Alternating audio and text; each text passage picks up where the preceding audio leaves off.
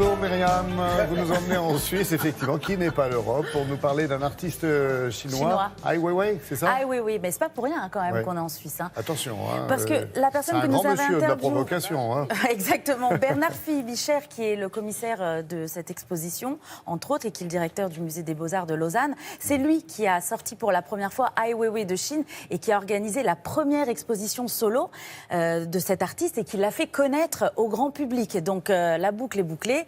Ai Weiwei revient en Chine pour effectivement une grande exposition. Alors pour ceux qui ne le connaissent pas, Ai Weiwei, c'est l'artiste contemporain chinois le plus connu de sa génération. Il est surtout connu pour ses prises de position politiques, voilà, exactement, contestataire. Il parle surtout de liberté d'expression.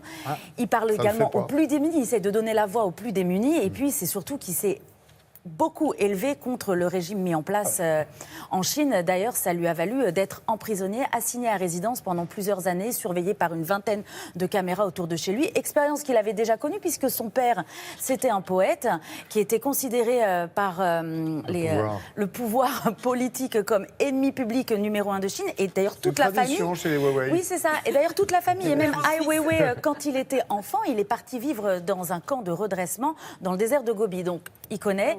Toutes ces expériences malheureuses et l'actualité malheureuse, ça nourrit son art, forcément. Et donc, Ai Weiwei fait énormément d'expositions. Et pour ses 60 ans, il s'offre un palais et 5 musées, s'il vous plaît, à Lausanne. Donc, je vous propose d'aller au palais de Rumine, dans lequel se trouvent... Dans lequel se trouvent 5 musées, dont le musée des Beaux-Arts. Et c'est une exposition qui est originale, puisqu'en fait, il a placé ses œuvres dans les collections permanentes. Donc, je vous propose de découvrir ça, direction Lausanne. Oh.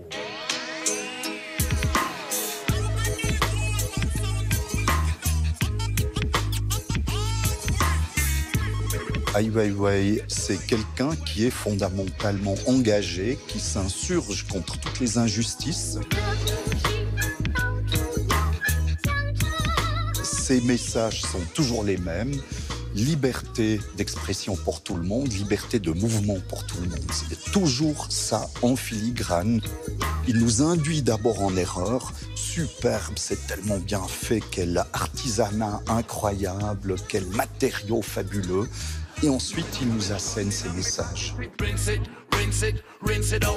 À l'entrée de notre exposition, un parterre de fleurs, il y a des milliers de fleurs en porcelaine blanche. C'est une œuvre typique d'Ai Weiwei puisqu'elle parle de l'artiste.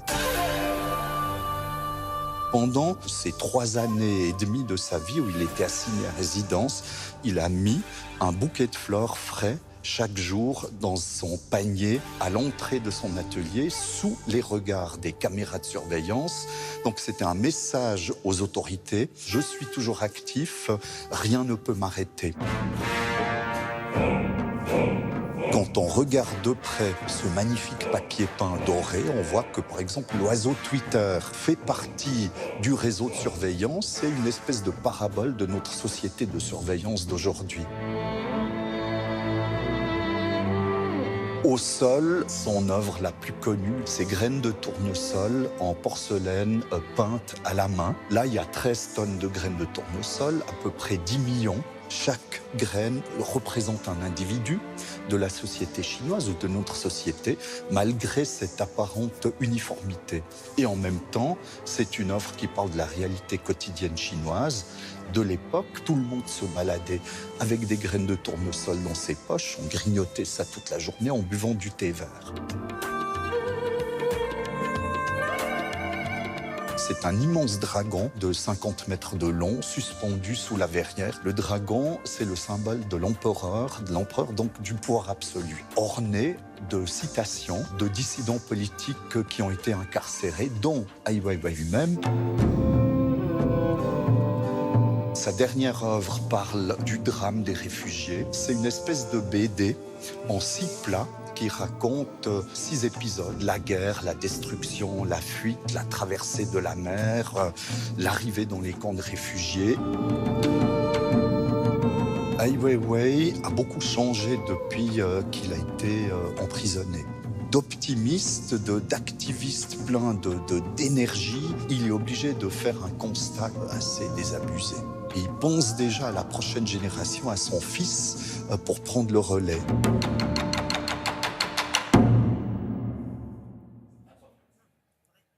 Alors l'exposition dure jusqu'au 28 janvier et elle s'intitule « D'ailleurs, c'est toujours les autres ». Petit clin d'œil à Marcel Duchamp qui disait « D'ailleurs, c'est toujours les autres qui meurent ».